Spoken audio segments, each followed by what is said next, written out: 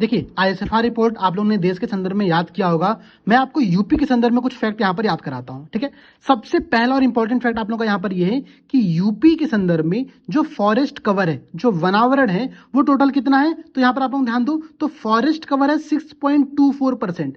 पिछले वर्ष की तुलना में इस बार यहाँ पर वृद्धि हुई है, तो इस बात को आप लोग ध्यान रखिएगा। अच्छा भाई ध्यान दीजिएगा, जो ट्री कवर है उत्तर प्रदेश के अंतर्गत वो टोटल ज्योग्राफिकल एरिया का 3.72% है। ठीक है, तो फॉरेस्ट कवर कितना हो गया 6.24%, ट्री कवर कितना हो गया 3.72%, और जब आप इन दोनों को जोड़ेंगे तो आएगा कि 9.96%। मतलब उत्तर प्रदेश का कुल फॉरेस्ट प्लस ट्री कवर जो है वो आपका 9.96% है। ठीक है, तो फिर से याद करो, यहां पर 6.24%, 3.72% और इन दोनों को जोड़ने के पश्चात 9.96%। ये उत्तर प्रदेश के संदर्भ में आईएसएफआर के इंपॉर्टेंट डाटा है।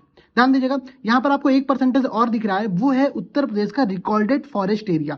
जो अभिलिखित वन क्षेत्र है उत्तर प्रदेश में, उसका जो टोटल क्षेत्रफल है वो है 7.24%। ठीक है, तो आप लोगों को अभी यूपी के संदर्भ में 4 फैक्ट याद करने पड़ेंगे, प्लस अब कुछ बातें और समझिए। जैसे कि अगर हम यूपी में total forest plus tree cover की बात करें तो सबसे ज्यादा वृद्धि कहां पर हुई है, आपकी हुई है झांसी में। ठीक है, उसके बाद अमरोहा, फिर इटावा। ध्यान समझिएगा, मैं फिर से बहुत क्लियर कह रहा हूं कि सबसे ज्यादा फॉरेस्ट प्लस ट्री कवर में जो वृद्धि हुई है वो आपकी हुई है झांसी में। लेकिन प्रश्न हो सकता हो कि आपसे ये पूछे कि उत्तर प्रदेश में सबसे अधिक फॉरेस्ट कवर है कहां पर। तो अगर हम लोग क्षेत्रफल की बात करें तो सोनभद्र में है, और अगर हम परसेंटेज की बात करें तो भी आप लोगों का सोनभद्र में है। लेकिन ध्यान देना, सबसे मिनिमम आपका फॉरेस्ट कवर कहां पर है, तो अगर हम लोग एरिया की बात करेंगे तो भदोई या फिर संत रविदास नगर में है। लेकिन अगर हम लोग परसेंटेज की बात करेंगे तो वो संभल में है। ठीक है, तो ये दो नाम आप लोगों को ध्यान में रखना पड़ेगा।